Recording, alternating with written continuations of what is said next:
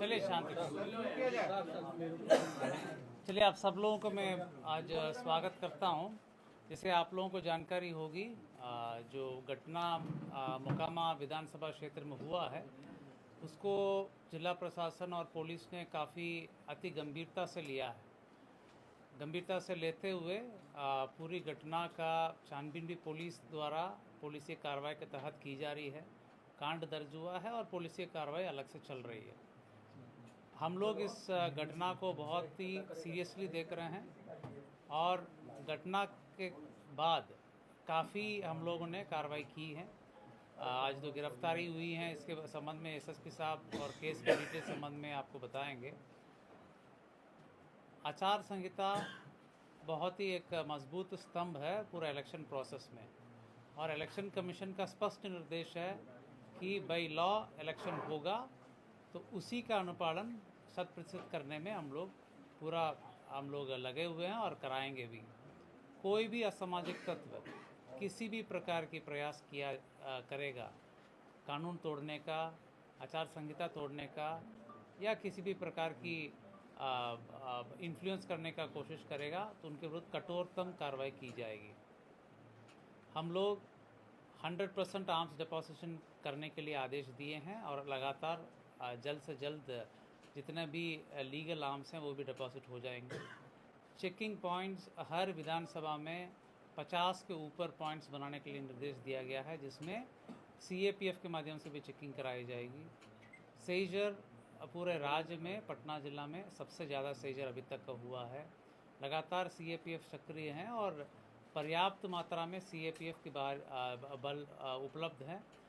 वो पुलिस बल और मजिस्ट्रेट के साथ लगातार चेकिंग की कार्रवाई लगातार कर रहे हैं और सेजर भी कर रहे हैं।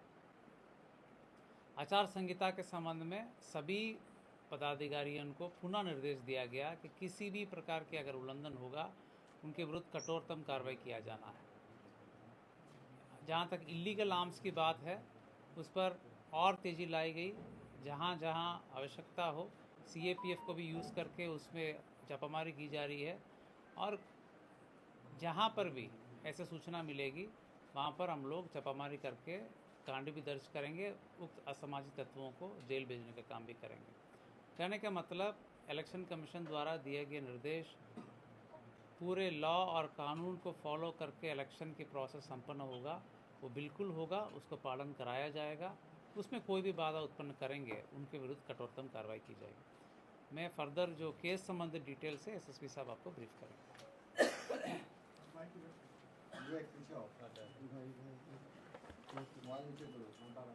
आप लोग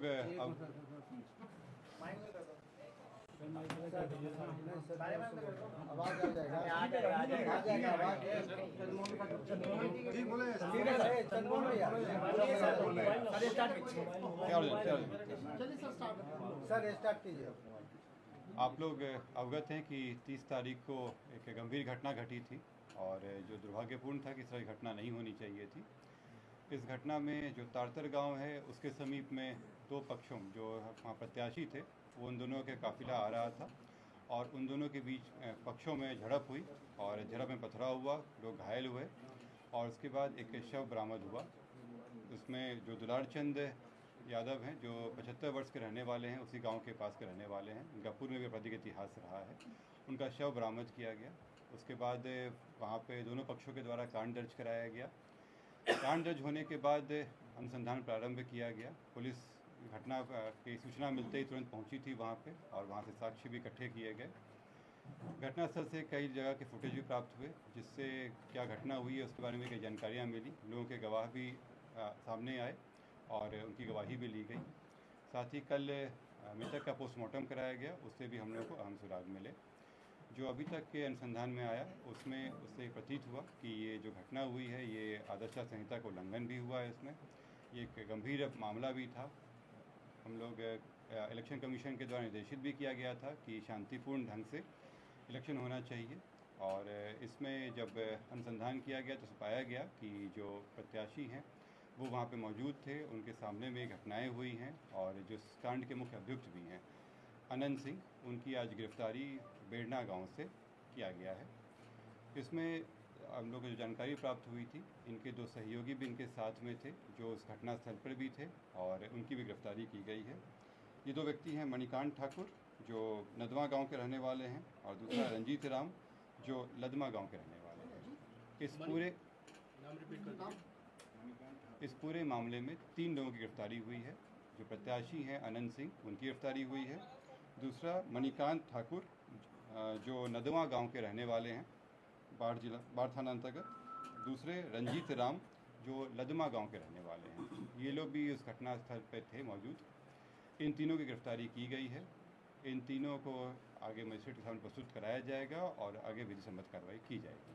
कार्तिकेय जी एक बात जानना चाहते हैं कि पोस्टमार्टम रिपोर्ट में गोली लगने की बात हुई थी, कौन सा आर्म यूज किया गया, आप लोगों को ये पता लगा? गोली चली है तो कौन से बंदूक से चली है? इसमें जो पोस्टमार्टम रिपोर्ट आया है उस रिपोर्ट में दिया गया है कि उनके जो मृत्यु का कारण बताया गया है उसमें बताया गया है कि जो शॉक लगा है उनको हार्ड और ब्लंट सब्सटेंस के साथ जो उनके हृदय और फेफड़ों में जो चोट आई है। इसके अतिरिक्त उनके पाँव में गोली का भी आया है, जिनको गोली मारी गई है। इस दोनों चीज़ों से स्पष्ट होता है कि ये हत्या का मामला है और चूँकि घटनास्थल पे कई लोग मौजूद थे, वहाँ के लोगों के बयान वगैरह से ये स्पष्ट हो रहा है, तो इस कारण इसमें गिरफ्तारी। गोली बरामद हुई? नहीं, इसमें गोली बरामद नहीं हुई है क्योंकि इसमें जो मृतक के पोस्टमार्टम में बचा कि एंट्री वुंड भी था और एग्जिट वुंड भी था। दोनों तरफ से हमला हुआ है, दोनों तरफ से जो आरोप लगे हैं, दूसरे पक्ष में गिरफ्तारी हुई क्या? दूसरे पक्ष में कोई गिरफ्तारी हुई? दूसरे पक्ष में गिरफ्तारी हुई? मैं आप लोगों की बातों, मैं आप सभी के प्रश्नों का उत्तर दूंगा। यहाँ पे एक एक करके हम लोग बात करेंगे। दूसरे पक्ष की गिरफ्तारी हुई? लोग कह रहे हैं कि सरेंडर किया है अनंत सिंह ने, ये स्पष्ट कर दीजिए कि सरेंडर है या गिरफ्तारी है? सर सरेंडर है या गिरफ्तारी? मैं एक एक करके आप लोगों के प्रश्नों का उत्तर दे देता हूँ। इसमें पहला बात जो था कि 3 लोगों की गिरफ्तारी हुई है। इससे 3 लोगों की गिरफ्तारी हुई है। इसमें अन्य लोग भी हैं जिनके विरुद्ध रेड छापामारी चल रही है। कार्तिकेय जी दूसरे पक्ष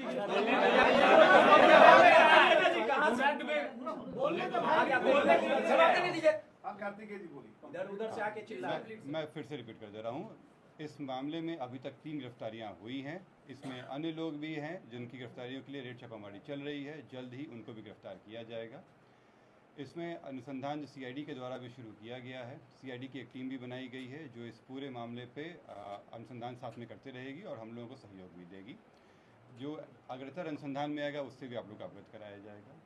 जो आप लोग द्वारा प्रश्न किया गया था कि दूसरे पक्ष पे क्या कार्रवाई हुई, तो आप लोगों को अवगत करा दें कि इसमें इस पूरे घटनाक्रम में कई चीज़ें हुई हैं। पहला कि जो आपस में जो दोनों पक्षों के बीच में मारपीट की घटना हुई थी, पत्थरबाजी हुई थी, उसका कारण दर्ज कराया गया है। पुलिस को जब जानकारी मिली थी कि इस तरह की चीज़ें हो रही हैं, उसका भी केस दर्ज कराया गया। इसके अतिरिक्त जो गाड़ियों का काफिला था उस आदर्श आचार संहिता का उल्लंघन था, उसका भी कारण दर्ज कराया गया है। कल जब पोस्टमार्टम के लिए ले जाया जा रहा था तो वहाँ पे भी कुछ शरारती तत्वों के द्वारा पुलिस के साथ भिड़ंत हुई थी, उसका भी कांड दर्ज कराया गया है। इन सभी कांडों में कल रात में कई जगहों पर रेड छापामारी करके कई लोगों को गिरफ्तार किया गया। इसमें दोनों पक्ष के लोग शामिल हैं। इसमें जो पुलिस के साथ हाथापाई हुई या तोड़फोड़ हुई या आपस में मारपीट हुआ, उन मामलों में गिरफ्तारियाँ हुई थी। ये हत्या के मामले में आज ये गिरफ्तारी 3 हुई है। सरेंडर किया है सर या गिरफ्तारी हुई? कहाँ से गिरफ्तारी हुई? जैसे मैंने स्पष्ट कहा है कि ये 3 गिरफ्तारी हुई है, इससे स्पष्ट है कि सरेंडर नहीं है, गिरफ्तारी है। और ये बेरना गांव जो बाढ़ के अंतर्गत आता है, वहाँ से गिरफ्तारी की गई।